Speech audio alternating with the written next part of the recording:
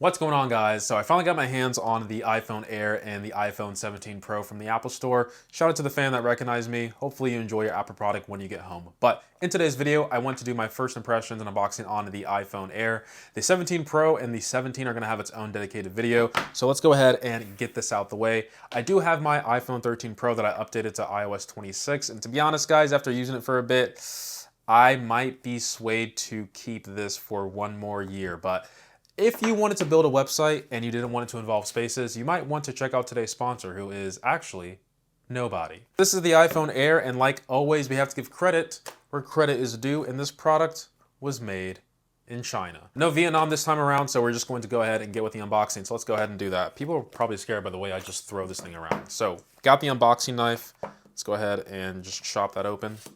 Before I unbox this, I just want to say there is only one color you should get in the iPhone Air. It's not the sky blue, it's not the cloud white, it's not the space black, it's this guy here, the light gold. Let's look at it together. Well, I was expecting to look at the back, not a white plastic cover, but hey, that's what we are looking at. So we got the power button, camera control, up, down, and the action button. Now let me go ahead and lift this up. Ooh, that is light. That is thin. Go ahead, peel this off. Okay. Apple knows how to do an unboxing experience. Let's go ahead and do a quick smell test. Smells like a lot of titanium. So, wow, this is actually like super light. I actually like this. I can do a lot of stuff with this phone. Yeah, let's go ahead and power it on. Power cable here, USB-C, USB-C. Thank you, European Union.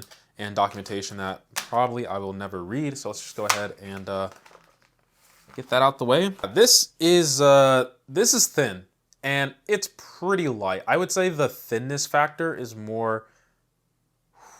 God, Apple just knows how to sell an experience, man. It just left me speechless mid-sentence. Anyway, there's just something about the thinness of this device that really does make this feel like you just gotta appreciate where we used to be like 5-10 years ago. Like, this is basically a computer in your hand, and given how thin and powerful it is, because with thinness you do have to keep in mind you're gonna have to have some compromises when it comes to performance. But the way I use my phone, guys, on a day-to-day basis, I'm not doing anything super crazy. All right, ladies and gentlemen, we are finally welcome to the iPhone Air with iOS 16.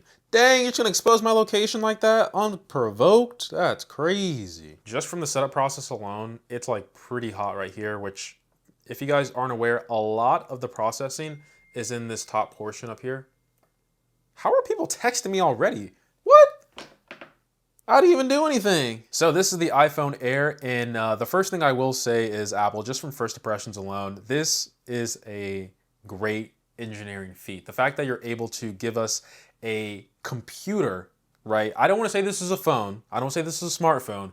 This is a computer. And from how thin and light this is, that this is able to just fit in my pocket, and I have like all these AI tools, Apple Intelligence tools, at my disposal, I'm impressed, okay? And the fact that a lot of the computer itself is just up here at the top, even like the networking and all that, and most of this is just the battery, Apple, you deserve to get some praise there.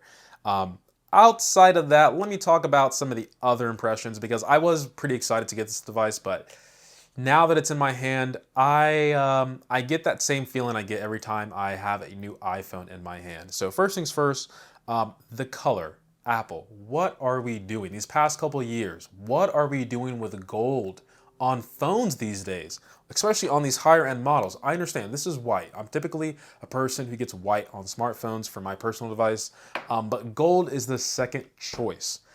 How is this gold? This is a missed opportunity. From how the Air was presented in the marketing, the only thing gold about this device is the railing, and even that, from what you're saying, this is light gold. And to be honest, let's be honest, this is basically silver, okay? I will say, in the light outside, when the sun hits it, it looks moderately gold, but other than that, this thing is basically white and silver. So, Apple, if you want to produce something that looks like jewelry, which is what people are calling it, make the back gold. Go back to the 10S days where the back looked gold. That yellow, that golden gold. Give that to us. Because people who are buying this device, they want that. They don't want just white. Anyway, Outside of that, I don't care about the Apple News, but if you want to subscribe to it, you may. You know who else you subscribe to? Me. Anyway, this is the iPhone 10, and the first thing that I want to check out is the speaker, because the speaker I've heard is not great. Realize that you've hit the limit of your iPhone storage, and you decide to go over to your settings and realize if you go to iPhone storage, your system data is showing that it is taking up a large majority. So right off the bat, if you are a person who has been using the iPhone for like the past, I'd say like 5 years, I keep saying 5 years, back to like the iPhone 12 days, like it is noticeable how much less full the speakers sound, because if you aren't aware, there's only one speaker on the iPhone Air. Typically you have one at the top where your speaker grill is at the top for the earpiece, and then you have one at the bottom where your microphone is, but there's nothing at all on the bottom this time around. So most of the speaker is being driven from the top of the phone. It's not terrible. I read online, people were like really disappointed there's only like a mono speaker, but to be honest, it's not that bad. And I would say most of the people who are probably going to own this iPhone Air or have AirPods or some type of speaker anyway.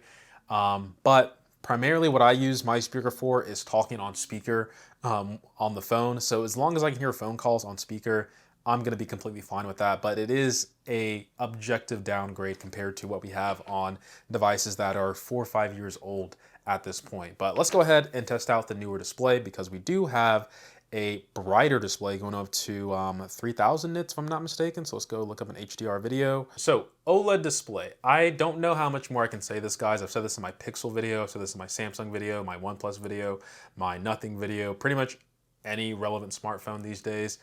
It's an OLED screen. Apple is definitely using some of the best from Samsung, but I still think Samsung has a bit of an edge when it comes to just like that last drop of vividness.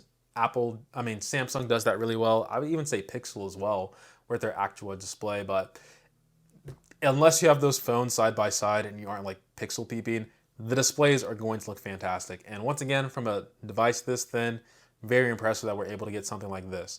Typically, I actually don't watch too much HDR videos.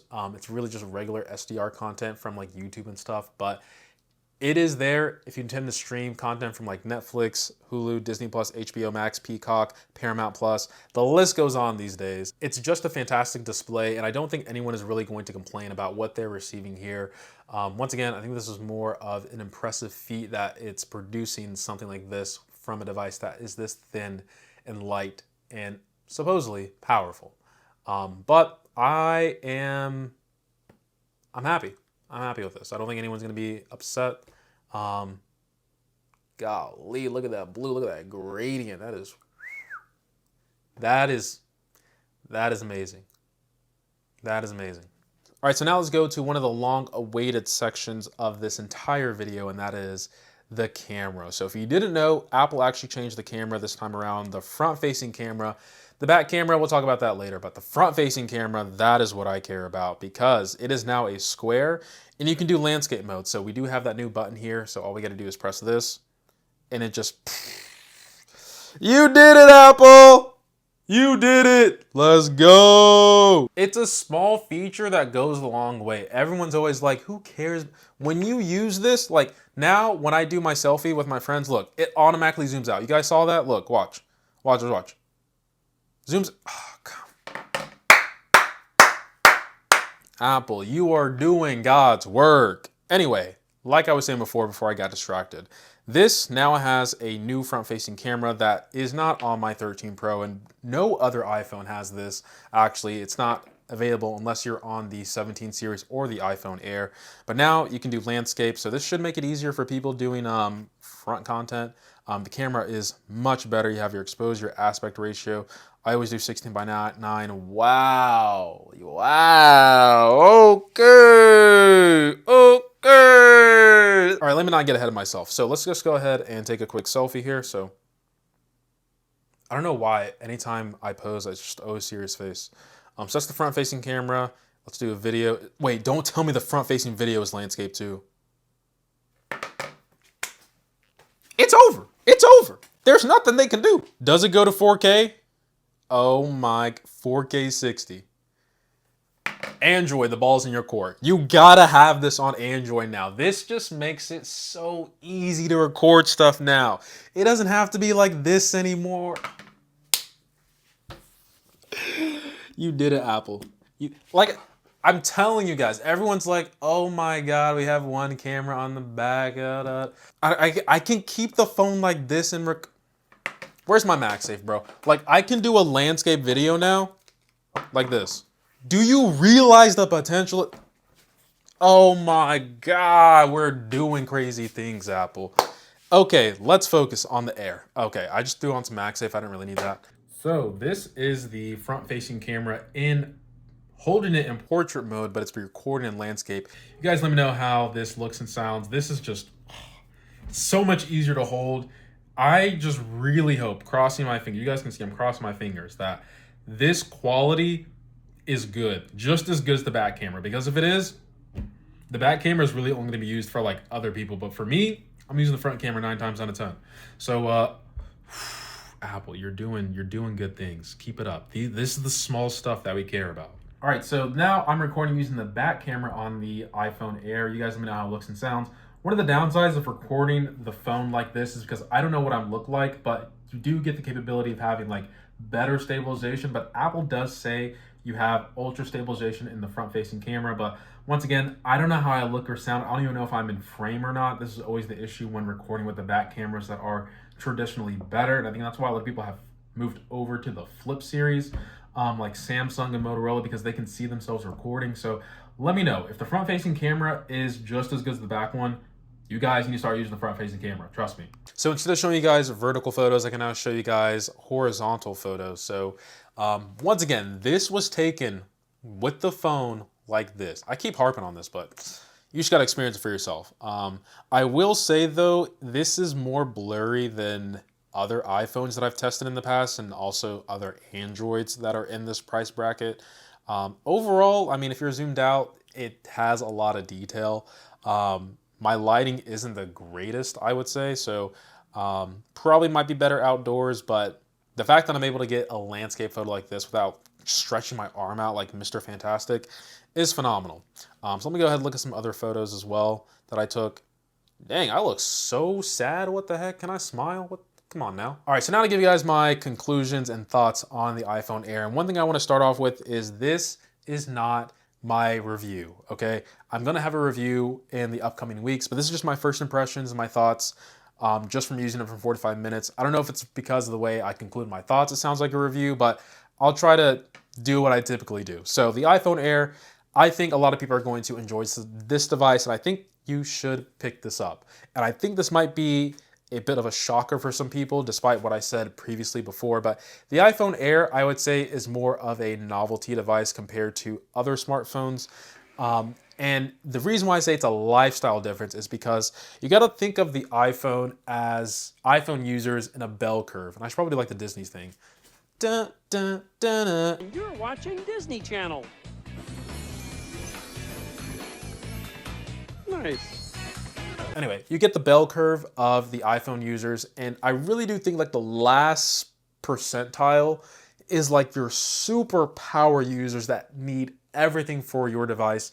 And I would say those people, you're the pro people. You are the people that need something like the 17 Pro Max. You want the best battery life. You want the cameras. You want the LiDAR. You want, I don't know, you just want everything no matter what the device looks like.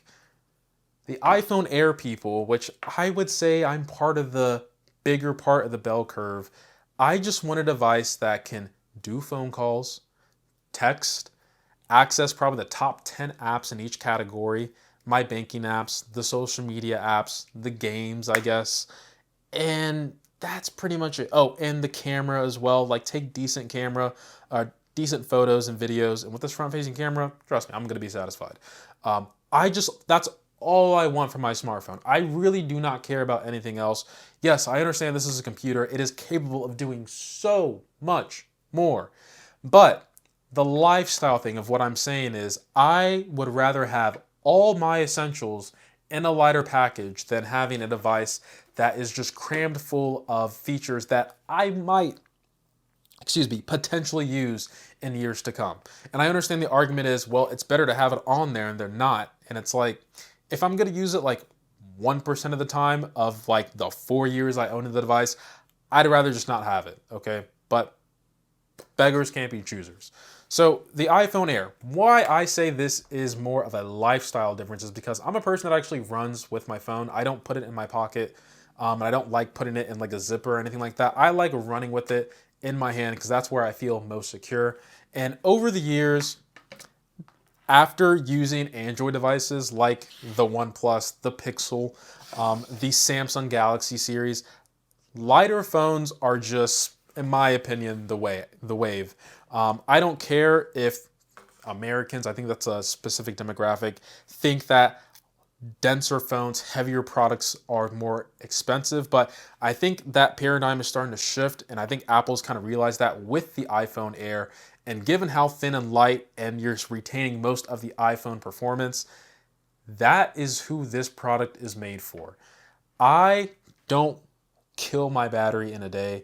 And if I want a thin and light device that is basically an iPhone through and through with iOS 26, that is the device that I want. And to be honest, I'm kind of selling myself on the iPhone Air the more I talk about it because truly everything that I need in a smartphone, it has. I don't care about telephoto, ultra wide. Most people who even use the camera on their iPhone don't even know how to, it's just my opinion, properly use the lenses that are available to them. I see this all the time on the Pro Max. People don't even swap between the lenses. They just, no comment. It's a lifestyle thing. And I do think people who end up picking the iPhone Air, they understand why it might be hard for other people to understand why they would want the iPhone Air. But the way I would think about it is this, right? Let's say you pick up the iPhone Air and you use it for 2 years and the iPhone 19 is out. And they're still making the Pro phones and the base phones. But since you've been using the Air for 2 years, you're accustomed to a device that is super thin and light and offers like 90% of what the counterparts have. So then you were like, you know what, let me check out the 19. Let me check out the 19 Pro. Then you're like, wow, people still use devices that are this bulky and heavy? Wow, people are still using devices that, hey, it might be cheaper, but it's still pretty bulky, and I don't really care for all this other stuff that's offered on the device. That is what the iPhone Air experience is trying to sell people, and I think that is why people are really excited about the iPhone Air, and I think why it might do better sales than what people might expect. Now, do I think it's going to outsell the iPhone 17? No. Is it going to outsell the iPhone 17 Pro? I think the numbers might be close to what people expect, but the 17 Pro Max I think is just in a league of its own, truly. The orange, no comment.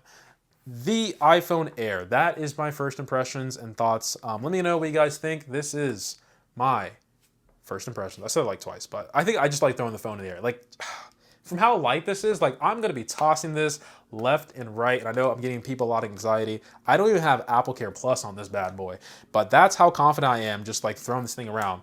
And yeah, don't try this at home, kids. I'm gonna have that somewhere on the video, but can't wait to unbox the iPhone 17 Pro because this is that last 5% of that bell curve. This is what people want. It'd be sad if that thing broke while I was doing this.